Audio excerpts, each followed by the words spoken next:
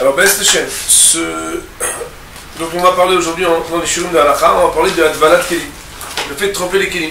On sait que Maaseh est marqué dans la Torah qu'après que le Ham Israël, le peuple juif, ait gagné la guerre contre Midian, donc un peuple de non-juifs, et qu'ils ont pris le butin, alors il est marqué que je il leur a dit Ach bemen ida itrata. En plus de devoir cachériser, parce que bien entendu, les non-juifs mangeaient des choses qui n'étaient pas soumises à la loi de la cacheroute. En plus de ça, il y avait une loi qui était qu'on doit tremper les kélim. Ça veut dire qu'après qu'un ustensile soit cachérisé, et pas avant, sinon ça ne servira à rien, c'est comme si quelqu'un il se trempe et qu'il est impur. Donc après qu'un ustensile il soit cachérisé, on a la mitzvah de la Torah, donc une mitzvah de Raïta, une mitzvah essentielle, de tremper les kélim. On va voir que la mitzvah de Raïta, c'est-à-dire d'ordre de la Torah elle-même, ne parle pas sur tous les types d'ustensiles. On va essayer de détailler tout ce qu'on peut détailler. Alors, tant qu'un ustensile n'est pas trempé alors qu'on doit le tremper, même pour l'utiliser ponctuellement, il n'y a aucune permission de l'utiliser ponctuellement, à part dans les cas exceptionnels que l'on va citer. Deuxièmement, même si ça fait 20 ans que quelque chose n'a pas été trempé, de la même manière qu'une femme qui ne s'est pas trempée en milieu pendant 20 ans, elle reste nida. De la même manière, un kéli qui n'a pas été trempé pendant 20 ans, il reste un kéli qu'on n'a pas le droit d'utiliser. Quels sont les ustensiles qu'on est obligé de tremper au mikvé et quels sont ceux qui en sont dispensés? Alors, pour répondre à ces questions, il y a plusieurs parties. Premièrement, quelle est la propriété qui rend khayab, qui oblige, qui astreint à tremper au mikvé? Alors, il faut savoir que quand quelqu'un il n'a pas acquis totalement l'objet, l'ustensile, alors le maaseh, il n'est pas khayab. On va donner un exemple, quelqu'un il vous prête un ustensile, mais il vous prête pour 1 an. Quand il est prêté ou quand il est loué, alors on n'est pas khayab. C'est uniquement quand quelqu'un a fait un kinyan gamo. On verra un petit peu plus tard tout à l'heure que parfois, quand on est dans un cas extrême, je vous donne un exemple, on est à Clermont-Ferrand, il n'y a aucun endroit où il y a un mikvé dans le coin, peut-être même qu'il y a un mikvé à Clermont-Ferrand, mais quand on est dans une situation assez extrême, alors on verra que par exemple on a le droit de voir Christophe et de dire voilà Christophe, je te fais cadeau de mes ustensiles, tu peux me les prêter. Et le maaseh, le fait que cela appartienne au goy, le fait qu'il n'y a pas une be'alout de Yehudi, c'est-à-dire une propriété de Yehudi, parfois, non seulement d'après la stricte loi, ça veut dire qu'on n'est pas obligé de le tremper, mais plus encore, c'est que parfois ça peut même nous exempter de le tremper quand, faute de pouvoir le tremper. Alors, il faut bien qu'on mange, on ne va pas manger tout le temps dans du plastique. Ah bon, il y en a qui mangent le plastique, mais pas toutes. On va voir en plus tout à l'heure que, même si d'après la stricte loi, le plastique n'est pas soumis, n'est pas astreint, tu vas de kélim, il y en a qui trempent sans bracha. Quoi qu'il en soit, premier point, c'est ce qu'on appelle la ba'alout gmura, ça veut dire qu'il faut que ça t'appartienne totalement. Et donc on a dit, si ça a été prêté ou loué, alors il n'y a pas d'obligation. Deuxièmement, il faut que ça soit créé, c'est-à-dire confectionné par un goy, soit vendu par un goy, dans la mesure où ça lui appartient. Donc ça veut dire que si on a une usine de juifs, donc on a les assiettes Lévi, normalement ils font des jeans, mais les assiettes Lévis, et Lévis ont fait des assiettes, et Lévis revendent à la société Christopher, qui c'est des goïs, et que eux, ils vendent après. Vous allez dans la boutique Christopher, ça lui appartient à lui. Mais c'est comme ça a été créé chez un juif, on aurait pu penser que c'est exempté. Mais étant donné que c'est un goï qui le vend et que c'est à lui, mais c'est réel, Betfilat Kelim, on est obligé de le tremper.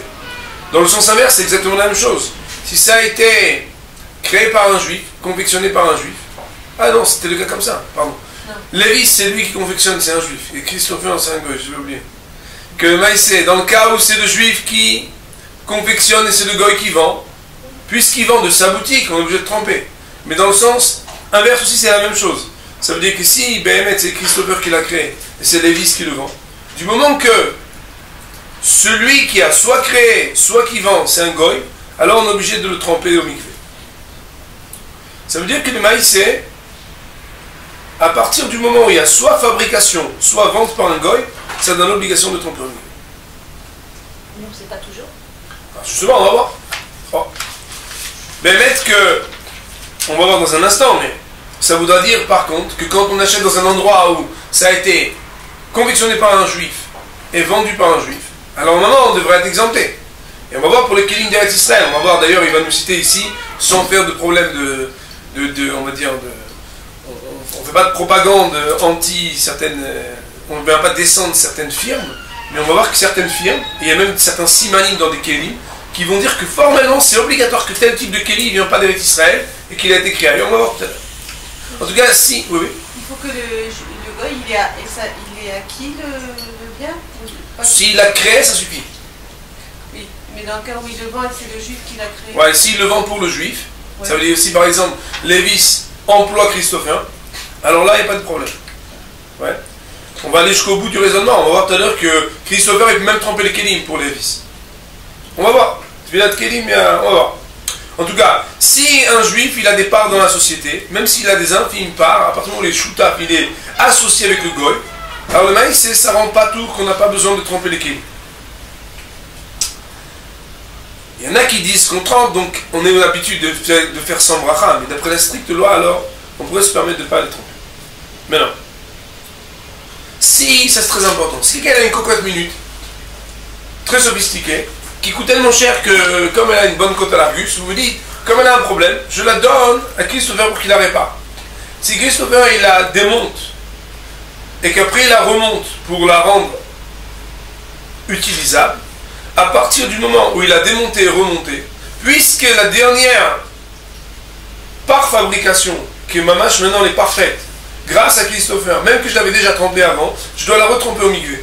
Parce qu'elle passe d'un stade qui était inhabilité, elle n'avait pas d'habilité à être utilisée, à un stade qu'elle est devenue habilitée à être utilisée, grâce à Christopher, donc ça demande qu'on trempe au mikvé.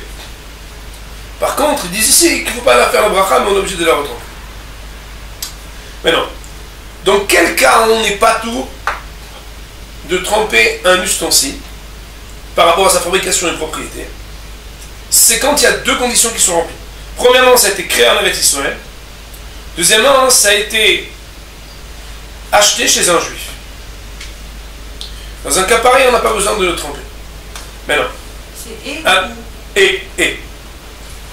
Ça veut dire quoi? Ça veut dire que si ça a été créé en Eretz Israël, mais que maintenant c'est... Il n'y a pas de Christopher beaucoup ici. On va dire, il y a Mohamed qui le vend, il a sa boutique à lui. Alors le maïs, il y a un problème. Il faut que ça a été confectionné ici, et qu'en plus de cela, ça a été vendu d'une propriétaire, donc acheté chez un juif. C'est lui qui était propriétaire. Je vais juste vous donner deux recommandations qui sont très importantes là-dessus, parce que nous, des fois, les gens, ils achètent les yeux fermés ici, ils pensent qu'il ne faut jamais tromper. Alors le Rav ici, il donne même des marques. Bon, moi, je ne veux pas... Si on a dit, on n'a rien contre les... Il dit comme ça. Quand c'est sûr que ça a été créé en Eretz Israël, et que la personne qui nous vend, c'est sûr que c'est un juif, alors, les quatriers là, il n'y a aucun problème, de ne pas le tromper du tout. Seulement, quand on ne sait pas, alors là, on devrait vérifier. La page toute, c'est que la plupart des gens qui sont en Eretz Israël, un type, il a une kippa, je ne suis pas en recherche. Il y a marqué dessus Made in Israel, que, a priori, il n'y a pas besoin d'être recherche. Il dit le Rav, mais non. יש לציין שלעיתים גם כן מלא עושים שונות של מפעילים, שמפעלים ישראלים הם מיובאים. Il y a plein de fois où c'est marqué Israël, mais en fait, c'est Israël. C'est un nom Israël, une chagriroute, comment on dit? Chagriroute, ça veut dire qu'ils sont représentés ailleurs, on va dire. Donc ça veut dire que c'est pas l'Israël. Par exemple, ils disent que Naaman, Mazpak, Sakoum, Redad, Mirsa, Palangro, je connais pas moi tout dimanche, mais je connais pas tous les fabricants. Eux, même s'ils marquent Israël, c'est pas Israël, c'est Bémet, ça vient d'ailleurs. Plus que ça, il dit que tout ustensile qu'il a des couvercles en verre, c'est un signe qu'il a été construit, qu'il a été fabriqué en Kutzolat. Donc Bémet, dans un cas pareil, qu'il y a une confusion, qu'il y en a un qui vous dit c'est Israël, et l'autre tu vois qu'ils sont couvercles, il montre qu'il a comme ça un passeport qui n'est pas israélien, qui est de Routsnik. Dans un cas pareil, le maïs, on fera la tvila belobracha, conseil. Ça veut dire que on ne peut pas se fier, on va dire forcément, si on ne sait pas exactement d'où ça vient. Il faut savoir qu'il y a des endroits où ils sont entre guillemets un peu plus fondamentalistes par rapport à leur pays, qu'ils sont très fiers de dire ça a été créé là et là. Dans des régions comme le Golan, vous voyez, un maïs, quand vous demandez, le type a dit c'est mon grand-père qui l'a fait, On parle ici de grandes firmes que, comme il dit le Rav, il faut être mevarach, il faut vérifier.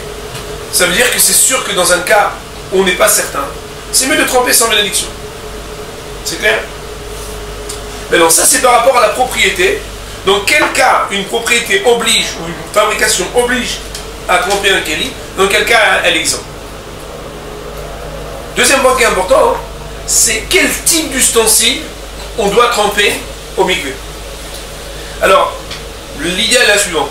C'est soit des ustensiles qui servent pour le repas, soit qui servent à préparer le repas. On va expliquer.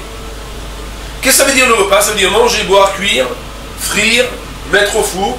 Toutes ces choses-là, à partir du moment où soit c'est pour manger ce repas-là, soit pour le préparer, ça demande qu'on trempe au mikvé. Ça veut dire quoi? Ça veut dire, et c'est une condition supplémentaire, tout ce qui a directement contact avec l'aliment, alors on est obligé de le tremper. Ça veut dire que par exemple, et c'est un chidouche ça, un chidouche. Tout est un chidouche quand on n'a pas appris. Un ouvre-boîte, ou un ouvre-bouteille, ou bien un dessous de plat, étant donné que c'est pas pour manger, et que c'est pas pour préparer à manger, parce que l'aliment il n'est pas posé dedans, alors on n'a pas besoin de faire tuilat keli. Il faut savoir que il y a un principe que moi je ne savais pas, et que Béhémet, surtout chez les religieux, on aime bien faire les religieux, plus religieux, etc. Normalement, quand Vilat Keli, on n'est pas chayav, il ne faut pas être mahmir. Parce que sinon, les gens après, ils peuvent venir à faire la bracha sur l'objet qu'ils t'ont vu tremper, et qu'à cause de toi, hein, ils vont venir à faire une bracha, quelle est la bracha al-vatala. Mais là, quand on dit qu'on n'est pas obligé, on n'est pas obligé. Par contre, quand on dit qu'il faut être mahmir, parce qu'il y a des cas qu'on va dire qu'ils sont chayav de la Torah et d'autres qui sont chayav que des rabbanan, ou bien il y a des cas où il y a un doute, alors là, on a le droit d'être regardant. Mais il y a des objets sur lesquels il n'y a aucun doute, alors il n'y a pas à être mahmir.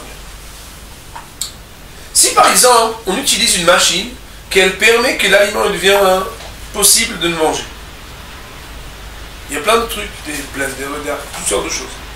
Alors, il faut savoir comme ça.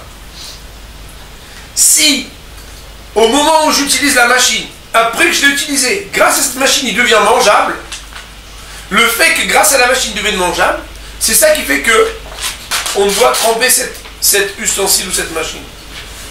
Mais si, même après avoir utilisé cette machine ou cet ustensile, c'est pas encore mangeable, alors d'après la stricte loi, on pourrait ne pas tremper. Tout à l'heure, on verra que, par exemple, je vous donne un exemple, mais un tamis en fer, a priori, même quand vous avez tamisé votre farine, je connais pas beaucoup de gens qui prennent la farine elle-même directement, c'est de la vraie, que c'est cette goutte blanche, elle n'est pas mangeable. Alors on va voir que quand même, la lachol maaseh, il y en a qui disent qu'il faut tremper sans bracha, mais d'après ce principe qui dit qu'il faudrait normalement que ce soit quelque chose qui permette de rendre mangeable, quand un outil il ne rend pas mangeable, ou un appareil ne rend pas mangeable, alors on n'aura pas besoin de le tremper. Ça veut dire par exemple que la fameuse machine, les femmes elles font beaucoup de filotes sur cette machine, que la machine on met la pâte, et on met la farine, et après on dit Abra, Kadabra, fait la bracha, et elle fait la bracha de la trala et tout, elle chante dans la machine et tout, elle fait, hop, cette machine-là, le maïsé, a priori, puisqu'elle ne rend pas habilité à manger, parce que la pâte, il y en a beaucoup qui mangent la pâte crue, ce maïsé, on n'aurait pas besoin de la tremper. On va voir tout à l'heure, Bezrat Hashem, les ustensiles de conservation. Les ustensiles de conservation.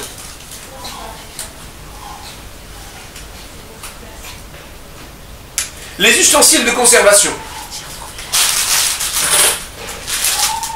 Donc, normalement, un ustensile, donc, Oichel Bariza, si un ustensile dans lequel on conserve, on le conserve, l'aliment, avec ce qui l'entoure, ça veut dire avec son emballage, d'après la stricte loi, on n'a pas du tout besoin. Par exemple, je donne un exemple. Si quelqu'un, par exemple, il a un truc où il met du pain, mais il le met, ou je sais pas comment, chaque ustensile qu'on met des aliments, quand ils sont encore avec leur emballage, on n'a pas besoin de les tremper. Par contre, si on les met sans leur emballage, alors on fait une vie là, on trempe sans faire de bénédiction.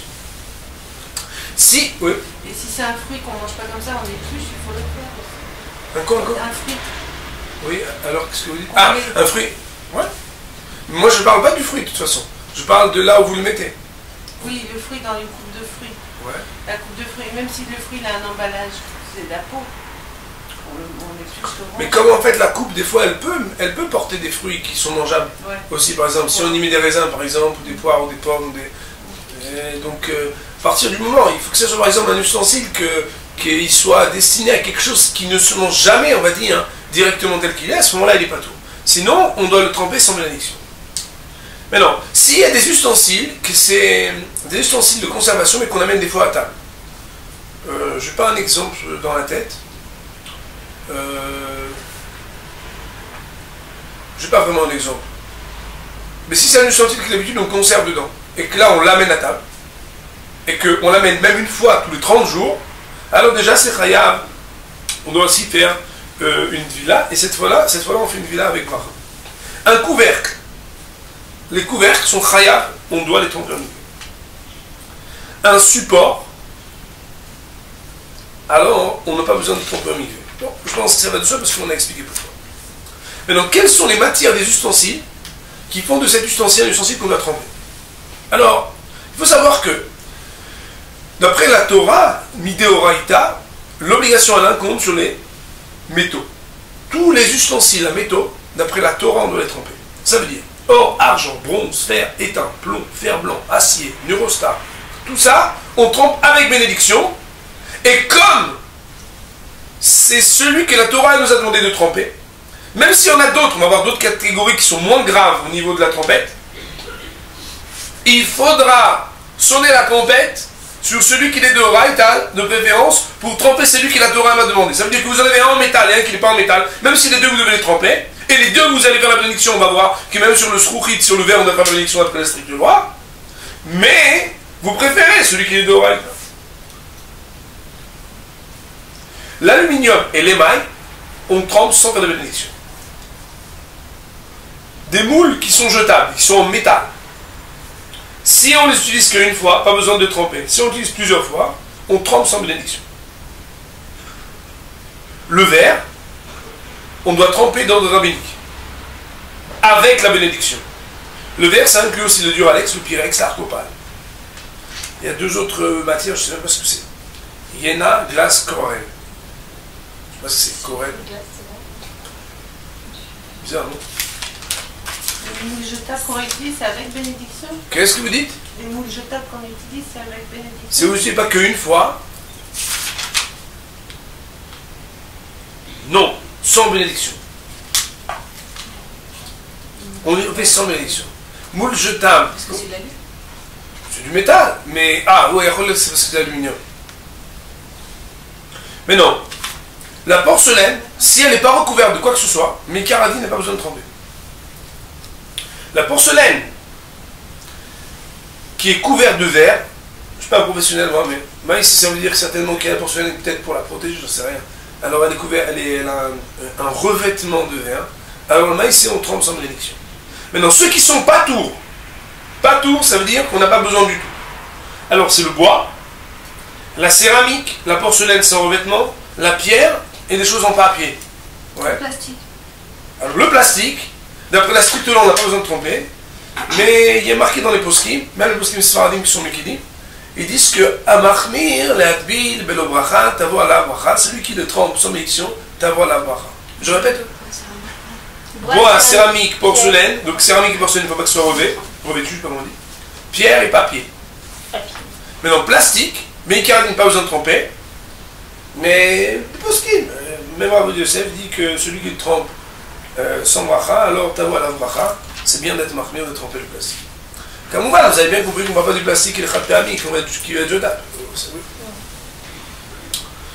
Ça veut dire que Béhémet, quand on est dans une situation où, par exemple, on part en vacances, et puis, bon, on n'a pas les ustensiles. Alors, plutôt que d'acheter un ustensile qui est khayab, notre villa, surtout que normalement, on préfère la villa que la villa pendant les vacances. Donc le maïs, on va se dire, je préfère prendre quelque chose que je ne suis pas mécanique, une tenue de tremper. Donc on vient, on prend le plastique, on achète du plastique, on fait tout en plastique, comme ça on est tranquille. Les mettre, on peut être marmion de faire même du jeu d'âme, on s'en est tranquille. On gagne même la vaisselle de la vina. Et la tvila. Mais le maïsé, ça veut dire qu'il faut savoir que le bois n'est pas astreint, la pierre n'est pas astreint, le plastique, mais caradine, on peut se permettre de ne pas le tromper. S'il y a des ustensiles maintenant qui sont constitués de deux matières, comment on fait? Alors, on regarde quel est l'essentiel de cet ustensile. La matière est essentielle. Une cocotte d'huile, par exemple, l'essentiel, c'est pas les poignées. C'est vrai que dans la pub Tefal, ils vont dire, regardez les poignées que vous faites comme ça, jamais vous pouvez vous brûler. Alors, le Icar, c'est où vous mettez dedans. Donc, si le Icar, c'est une matière, si l'essentiel, c'est la matière qu'elle est chayevet, qu'elle est tenue de la tvila, de tremper, alors on trempe. Sinon, non. Vous avez une question? Oui, le caoutchouc, vous savez les moules comme ça qui sont en caoutchouc, Les boules de gâteau. En silicone. silicone. Ben, c'est le maïs, si c'est matière plastique ou c'est des matières de. Si c'est matière naturelle même, ça peut être quoi? C'est soit apparenté à ce qui sort du bois, soit apparenté à une matière plastique. L'un dans l'autre, papier, plastique ou bois, vous n'êtes pas tout. Et par contre, les moules jetables en aluminium, ça oui, il faut tremper. Non, si c'est qu'une fois, pas besoin. Ah, il faut. Mais si on l'utilise, on sort le gâteau et on remet de la... Ah non, si vous utilisez deux fois, ça va. Mais sans bénédiction. C'est bon? Mais non. Si un ustensile qui est pas tour, donc parmi les catégories qu'on a citées, mais il est recouvert de fer. C'est-à-dire que la matière, elle est par exemple en plastique ou en bois, dans laquelle il y a du fer ou du verre. Ouais. Alors, c'est considéré, ça veut dire, si c'est l'intérieur, là où on pose l'aliment, qui est recouvert, on va d'après cette partie-là. Sinon, alors, par exemple, c'est que la partie extérieure, alors ben, on ira d'après donc, ce qui permettra. Si quelqu'un il a un ustensile qui est en fer, mais avec une couche de peinture, comme ça, alors même s'il y a une couche de peinture comme ça, il doit quand même tremper. Le tseva, la peinture, elle est battelle, elle s'annule sur la matière de l'ustensile. Maintenant, on va rentrer dans un sujet intéressant, c'est les boîtes et les conserves. Alors, il faut savoir, on va prendre un exemple, les boîtes de café, ou les boîtes de lait, de bébé. Mais bien entendu, dans la mesure où elles viennent de Koutsalarets. Pourquoi? Parce qu'à partir du moment où elles sont créées en Eretz Israël, et qu'elles sont vendues par des juifs et créées par des juifs, elles sont pas tout. Alors ici, il faut savoir, si de toute façon on va la jeter à la fin, alors certains poskim disent que mieux vaut se dire quand on l'achète qu'on achète son contenu. Si vous l'achetez, vous dites, ouais, de toute façon, moi maintenant, non, je vous laisse la boîte, monsieur. Ah bon, je la prends quand même, mais en fait, je la veux pas. Qui c'est qui veut la boîte? Personne veut la boîte. Donc si on va la jeter, c'est mieux d'avoir dans sa tête, à l'esprit, quand on est coïn et quand on fait le kinyan, l'acquisition, alors, on fait l'acquisition sur le contenu et pas sur l'ustensile. Et donc, on a le droit de l'utiliser sans, bien entendu, la tremper. On a même le droit de manger dedans. Je vous donne un exemple. Il y a les manachama, par exemple, en plastique. Imaginez-vous qu'ils font des manachama en verre ou en fer, pour qu'elle reste chaude plus longtemps, le dame. Donc, vous les prenez, vous avez le droit de manger dedans, il n'y a aucun problème. Mais non, il y a une question. Est-ce que, d'après la stricte loi, on a le droit de remettre? Parce que manger, c'est manger. Mais remettre, c'est quelque part que tu en fais une utilisation maintenant.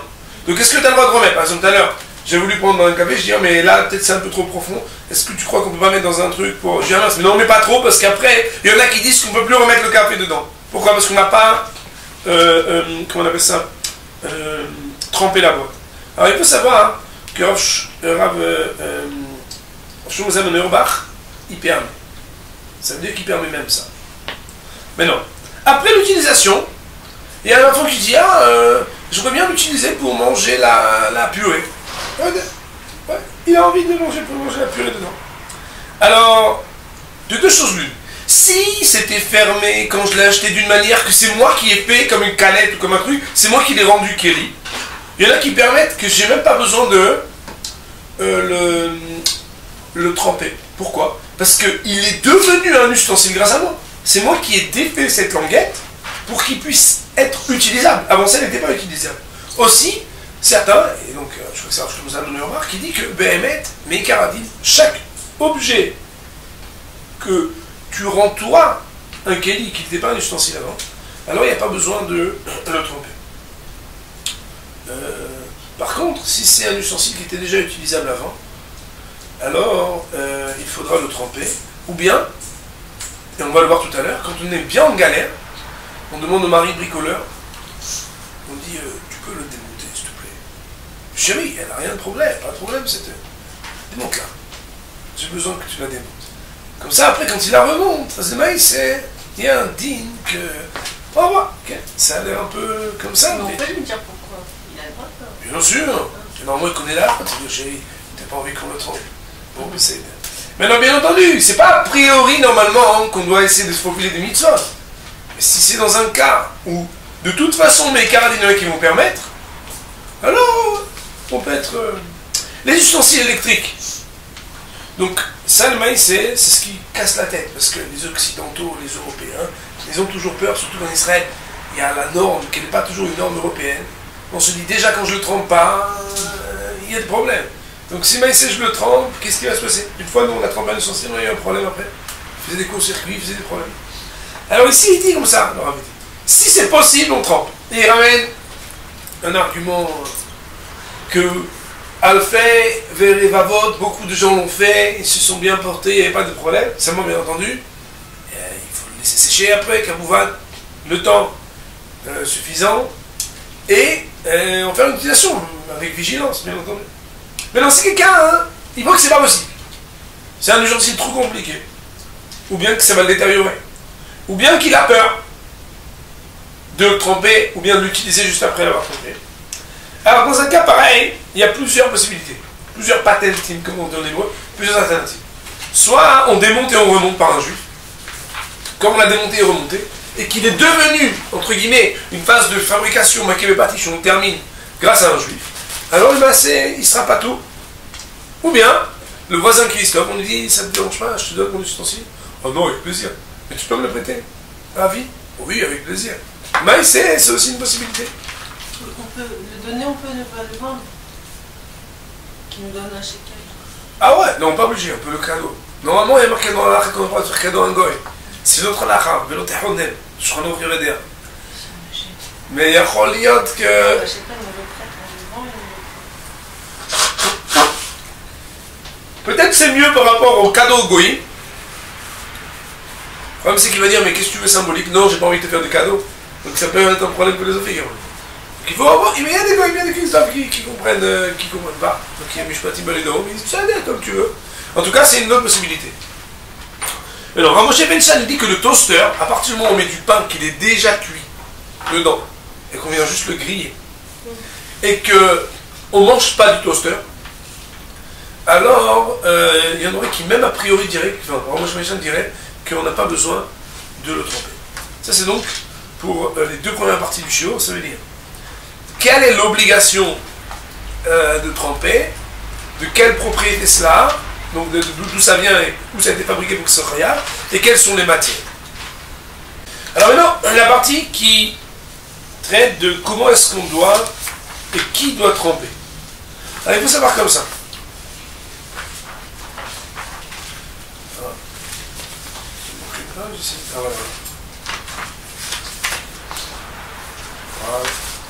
Alors, il faut savoir que un ustensile qui doit être trempé, il faut qu'il soit parfaitement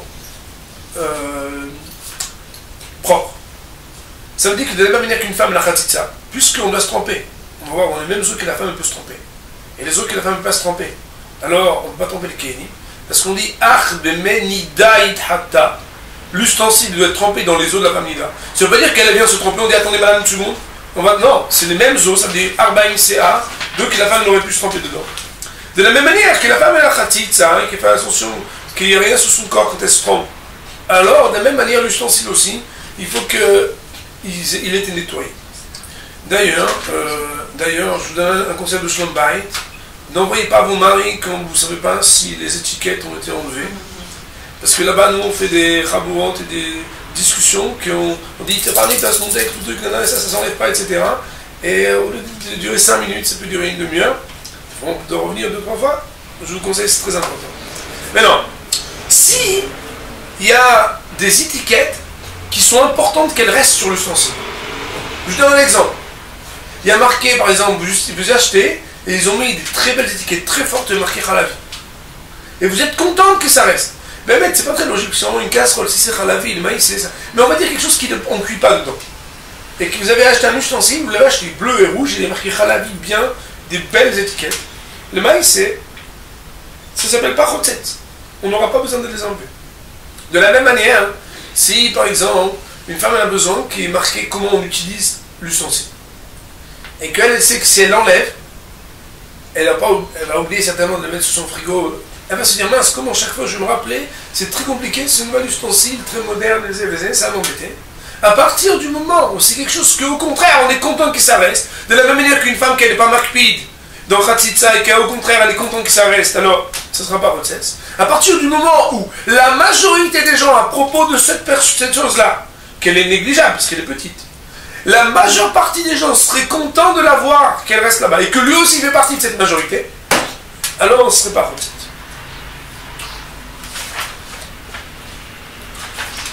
Un ustensile qui est constitué de plusieurs parties. Si, quand on l'utilise, ces deux parties-là sont toujours collées, pas besoin de les démonter. Par contre, si elles sont collées d'une manière que même l'eau ne pourra même pas dans les rêves passer, alors normalement on essaie de faire en sorte que ce soit rafoui, c'est avec soit un peu dévissé. Le lieu de la trompette, il faut que ce soit un mikvé qui, on a dit, qu'il est 40 CA, 40 CA, ça veut dire que c'est un mikvé qui donne normalement avant une contenance qui permet qu'une femme se trompe. Mais ici, il faut savoir que les fleuves ou des petits ruisseaux, même si l'eau est en train de couler, on dit mais attends, il n'y a pas 40 CA à Mekounasim qui sont bloqués, il n'y a pas de problème, on peut quand même tromper. C'est-à-dire que quand il va dans un endroit où il y a un cours d'eau qui est en pleine action, il peut venir et tromper son kéli là-bas sans aucun problème. Mais il y a des migaotes que pour les kilim où une femme ne peut pas se tromper. Non, parce que c'est pas... qui sont... Il y a le mikvé d'un côté, oui, et le mikvé kilim. Oui, mais si elle voulait, elle pourrait se tromper. Ça veut dire que c'est une contenance qui aurait pu. Bien La entendu, contenance, mais pas le... pas la situation. Oui, On parle de ni le trou, quoi, je veux dire, ni le... Ah si, c'est qu'à Bayumcia. Aujourd'hui, c'est du luxe. À Bayumcia, c'est pas énorme. Bayumcia, c'est même pas 800 litres, je crois. Ça veut dire, c'est pas énorme. Le milieu, par exemple, de Kéline qui était ici, c'est pas énorme. Mais moi, je peux rentrer dedans tranquille. Je peux en rentrer 4. Ça fait 800 litres. Obligé, sinon on peut pas. Il doit faire un Bayumcia. Regardez comment ça fait un Bayumcia. C'est obligatoire, sinon on ne peut pas faire on peut pas tremper dedans. Alors il y a un truc rigolo, puisque les enfants ils attendent la neige. Alors il faut savoir qu'à partir du moment où il y a un baïmcéa d'eau enneigée, il n'y a que des tout petits ustensiles de fer qu'on peut tremper. Pas de fer, pardon. Des ustensiles de verre qu'on peut tremper. Ça veut dire qu'étant donné que c'est que des rabonons, le verre, il y a une permission spéciale, que quand on voit de la neige, et que, alors bien entendu, c'est plus pour la chavaya que pour la loi, parce qu'on est dans un mikvé. Mais bon, mettons qu'on est dans un endroit en Suisse où là-bas il n'y a pas de mikvé, et que le maïs, on veut manger, on a faim, alors on vient d'acheter un ustensile en fer, on va acheter un ustensile en verre, et on vient, on le met dans la neige, qui est bien recouvert dans la neige, avec un bracha. Pourquoi pas? Parce que c'est le seul moyen qu'on a. Mais c'est parce que c'est des rabbins dans les postes qui m'y permettent. Maintenant, prix douche, que moi je ne connaissais pas, étant donné qu'il y a marqué que si jamais même l'ustensile tombait dans le fleuve, quand on le reprend, il est bien, ça veut dire il est caché pour l'utiliser, alors même un goy, même un enfant, et bien entendu, à fortiori, une femme et un homme, quel que soit leur âge, ils peuvent tremper au mikvé. Ça veut dire qu'un bonhomme, il a quelqu'un qui est à la maison qui travaille, il peut l'envoyer. Seulement, le problème se pose de savoir est-ce qu'on peut le croire qu'il a trompé. Et là, il y a un problème de crédibilité que Béhémet, il faudrait qu'il y ait là-bas quelqu'un qui puisse nous rendre compte qu'on l'a trompé. Je vous donne un exemple. On envoie par exemple un enfant qui est en bas âge pour tromper. À partir du moment où il y a un adulte là-bas qui peut rendre compte, un juif, qui peut rendre compte qu'il a trompé, l'adulte ou une adulte, il n'y a pas de problème. Ça veut dire par exemple, le voisin il va, et vous allez en mikvé. Je peux vous envoyer mon fils, il a beaucoup de choses. Oui, pas de problème. Mais vous surveillez qu'il trompe bien. Il n'y a pas de problème. Pas besoin d'y aller. Mais s'il va tout seul, il y en a qui permettraient, mais c'est pas l'avis, on va dire, le plus répandu. Il y a un gros problème philosophique, on va voir, c'est les gens qui ne sont pas religieux. Marqué Moumar, Shetaval Kelim, Lo Alta Laim Tfila. Ça veut dire quoi? Un bonhomme qui a rejeté la Torah, ou bien qui ne met Khaled Shabbat de Pharisia, qui transgresse le Shabbat sans aucune honte quand il voit un rabbin, lui, s'il trempe les mikvé au kéli, les kélim au mikvé, la tvila, elle ne marche pas pour lui. On va voir, tout à l'heure on est embêté. Pourquoi? Parce que la tante, qui en aimerait bien manger chez elle, déjà elle a fait un effort, elle a été trompée. Tu dis, oui, mais comme tu fais pas Shabbos, Alors ta fille là, elle compte pour beurre. Elle va dire, je vais te mettre du beurre, moi, avec l'avion. Compte pour beurre. Elle n'est pas contente. Comment on va faire? Et on va voir, est-ce que c'est permis de tremper sans que la personne, elle veuille? On va voir que dans une autre chose. Mais non.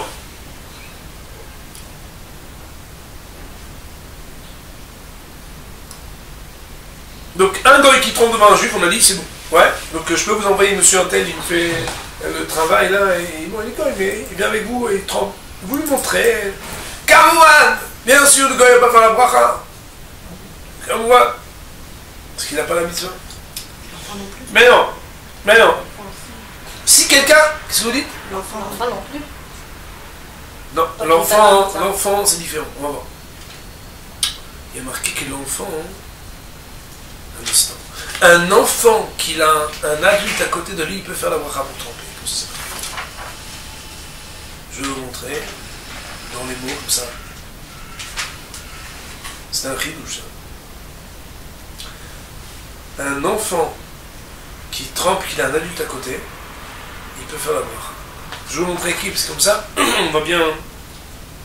On va tomber dessus tout de suite. C'est là. Mais alors, si quelqu'un il veut tromper l'équilibre de quelqu'un sans que la personne ne soit au courant, alors, du moment que la personne ne s'oppose pas à ce que ça soit trompé, il peut. Si la personne s'oppose à ce que ça soit trompé, il n'a pas le droit de le faire. Si la personne n'est pas au courant que je le fais pour elle, même si la devila elle marche, on n'a pas le droit de faire la bracha. Parce qu'il faut qu'on soit comme un chaliar. Et là, le Coran n'est pas comme un chaliar. On n'est pas été envoyé par lui. Un bonhomme, il va être religieux. Donc il vend du Duralex ou l'Oedama, des Kelly. Et il se dit, tu sais quoi, avant de les vendre, je vais tous les tremper. Qu'est-ce que ça me coûte? 2 jours de travail. Au moins tous les juifs après, les ont, ils sont bien. Impossible. Parce que c'est après qu'il en ait fait une acquisition, le juif, qu'il a une obligation. Mais celui qui les utilise que pour les vendre, il n'a pas l'obligation de les tremper. Aussi, les bosquets ils disent quelque chose de kidouche. Ils disent qu'un bon juif de folie, il met pas seulement un petit keli, mais un vrai bassin dans son magasin. Et lui, c'est un grand chassid qui vend des ustensiles. Et il met là-bas un bassin pour que les gens y trempent. Alors ça, c'est de top. Je ne connais pas de nom comme ça. Il y a un Bir Hafesed, à Romima, c'est un magasin de vente, il y a de tout. Et il y a une affiche comme quoi derrière, il y a un églet. Extraordinaire. Plus que ça, il y a marqué que les vendeurs, s'ils vendent sans dire que c'est Rav Bitfilat Kélim, ou bien qu'ils vendent à quelqu'un qui ressemble à Christophe, mais il n'est pas Christophe, c'est un juif, qu'on voit qu'il ne va pas faire la devila, il a un vrai problème, peut-être de l'ifné hiver, peut-être qu'à cause de ça il transgresse, qu'il fait trébucher quelqu'un. Parce que tu lui vends, on lui vend. Ah, il peut l'acheter ailleurs, ça c'est, il y en a qui disent de toute façon il peut l'acheter ailleurs sinon. Donc peut-être on pourrait permettre. Mais ça veut dire que normalement un vendeur, c'est bien qu'il dise à quelqu'un, vous savez, madame, je donne un petit papier. Il faut tremper au milieu normalement. Ah bon, quoi? Quand je le trempe Non, tremper les ustensiles, question. Normalement, il faut le dire pour pas qu'il se trompe, oui. Quand on fait un cadeau, des fois on veut les jouer. Baya. Oui. Ah bon? Ça veut dire quoi? Pourtant, ça rend service. Attendez, Baya, j'ai pas dit qu'elle. C'est Pitaron de Baya. Il y a Baya, il y a Pitaron. Donc, non, si on offre. C'est déjà trempé. Alors, il y a Parce que marqué. moi, elle peut l'utiliser tout de suite, après ça traîne. Oui, mais c'est un problème. Parce que c'est. On va voir. Je vais vous lire. Attends, on lui enlève la mitzvah. Alors, 2 minutes, vous posez la question. Donc, je ne peux pas répondre. On va le voir. En tout cas, une chose, on était dans le magasin. Une chose est sûre, c'est que le vendeur, lui, pour vendre, il n'a pas besoin de tremper. Mais vendre à quelqu'un qui ne va pas tremper, c'est un problème. Il faudrait dire, ou donner des moyens, ou expliquer à la personne qu'elle doit tremper. Bien entendu, aller jusqu'à dire qu'il n'a pas le droit de le vendre, on ne pourra pas. Pourquoi? Parce que l'ivne hiver, c'est uniquement quand il n'a pas les moyens d'accéder à la même chose sans moi. Mais là, il peut aller en face sinon. Au contraire, il va aller acheter en face. Il dit quoi? Moi, je viens chez toi, et toi, tu me dis, je te vends pas, je vais aller chez l'autre. À cause de ça, le maïs il s'est permis de le vendre. Seulement, il faudrait le responsabiliser sur le fait qu'il doit les tromper. Un ustensile, même si on aimerait prévenir parce qu'on veut le faire cadeau, on aimerait le tromper, on ne peut pas. Parce que quand vous l'avez acheté que pour le faire cadeau, alors, étant donné que vous n'en avez pas une utilisation, ça ressemble à quelqu'un qui l'achèterait pour le vendre, que le maïs, il n'a pas d'obligation. Ça veut dire que le seul patent, je vous donne un exemple, votre belle-fille par exemple, même si vous faites très attention aux belle-fille, pas la vexer, jamais. Si jamais vous voulez faire un cadeau et que vous dites, elle n'a pas le temps là-bas, etc., vous le gardez une fois pour vous, vous l'utilisez comme ça, vous avez un chimouche perso, vous le trempez pour ça, et après vous le donnez, elle n'a pas de problème. C'est déjà plus au cadeau. C'est plus un cadeau. Oui, c'est vrai, c'est pas. Surtout pour une belle fille. Mais ici, ça peut faire des couscous boulettes, ça peut faire des problèmes graves. Ça peut faire des boulettes sans couscous. Ouais. Donc ça, c'était... ouais. Et on ne peut pas se sentir chaliard de la personne à qui on va se donner, même si elle ne nous l'a pas dit. Mais pas quand elle n'est pas encore propriétaire. Toute la question tout à l'heure, on a dit si la personne le voudrait bien, mais elle ne peut pas être là. Mais c'est déjà elle. Mais là, c'est avant qu'elle soit là. C'est comme d'avoir chez le Valorello. Si elle n'est pas encore propriétaire, mais comme demain elle sera propriétaire, et que moi je suis religieuse, je me dis, je vais dans le futur dire elle est propriétaire, je reviens dans le passé pour dire je suis son chaliard, je trompe, je fais un rap pour elle. Ça, c'est trop religieux. Il faut que ce soit dans une réalité qui est contractuelle. Elle est propriétaire, et comme Nichale, elle est contente que j'aille pour elle, alors je suis chaliard. Mais qu'est-ce qui fait qu'elle est propriétaire une fois qu'elle a attrapé en main? Ouais. Sinon, vous venez, vous lui dites rien, je vous fais un kiff. Fais l'acquisition, et c'est moi qui vais le tromper.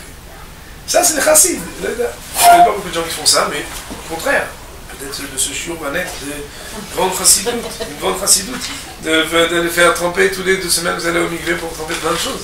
Pourquoi pas? Pourquoi pas? Il faut savoir que Mikaradine se marquait que... Bon, ça va très vite là, on va finir très vite, parce qu'on donne une autre partie. Il faut savoir que Mikaradine, après la stricte loi, une femme qui rentre dans son migré peut faire migré. Elle peut rentrer avec 2 casseroles, il n'y a pas de problème. Et elle ressort, et les casseroles, elle sort, elle est 3 personnes qui sont en haut. La dame, qu'elle est en haut, qu'elle est permise, et alors elle sort avec 2 casseroles qui sont en haut. C'est à 3 casseroles, 3 casseroles. Elle peut descendre avec tout le panier, et elle ressort avec tout le panier, il n'y a pas de problème. C'est un dit.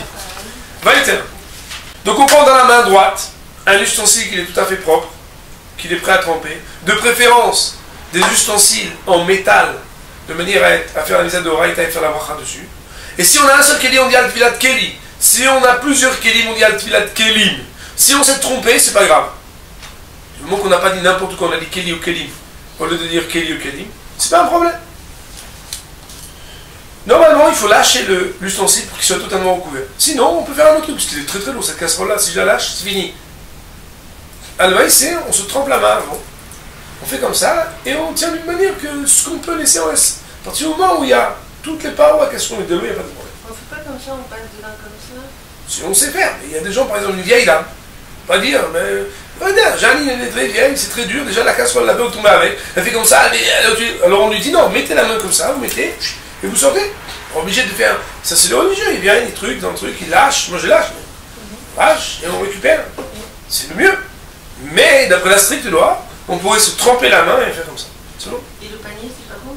Le panier, c'est très bien. Le panier, c'est surtout bien pour gagner du temps quand il y a 52 ustensiles. Que les maïs, on les met tous dedans, sans étiquette. On fait attention que les verres ils soient dans une position où l'eau peut rentrer à l'intérieur. Et là, on est... C'est tout. Moi, ce que je fais le verre pour être sûr que l'eau elle rentre, c'est que je l'immerge complètement. C'est exactement ce qu'il faut faire. C'est exactement ce qu'il faut faire. Seulement, c'est là où il peut tomber. Non, dans le panier. Oui, oui. Bah, c'est quand le panier est trop lourd, lui aussi peut tomber. C'est un autre. La tfilat kélim, on a le droit de faire le jour et la nuit. Ça veut dire que le maïs, on peut permettre que Bémet. C'est pour ça qu'il y a des cas même, une femme elle peut se tromper avec son kéli. Oui. Top. Qu'est-ce qu'il y a d'autre d'important? On a l'obligation de tromper qu'une fois l'ustensile. Il y en a qui font 2, 3 fois, 7 fois, 49 fois, ça n'a aucune obligation. Une seule fois, on trempe et rien d'autre. Il n'y a rien besoin. C'est important d'avoir l'intention, si on peut, de se dire que grâce à cette trompette-là, alors c'est pas juste que le maïs est... mais non, il faut avoir une kavana, que c'est tahor. Grâce à ça, on est purifié, on est permis son utilisation. Si un bonhomme il est dans un mikvé où il y a aussi un mikvé, mais il y a aussi là-bas une salle de bain, des toilettes, ou un endroit là-bas où l'utilisation habituelle n'est pas seulement une utilisation formellement pour, on va dire, la mise à de tahara, alors il ne fera pas la bracha dedans. Il fera la bracha avant d'entrer, après il court très vite, sans tomber, et il trempe l'ustensile.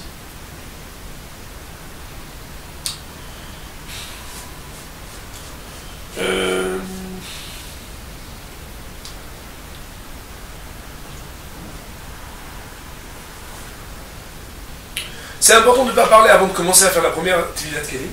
Et même si on a plusieurs kélim, normalement il ne faudrait pas parler d'autre chose que la tvilat jusqu'à la fin. Au point que si quelqu'un a parlé, pour les autres kélim, il faut qu'il recommence la bracha. C'est marqué ici. Kribush kélim.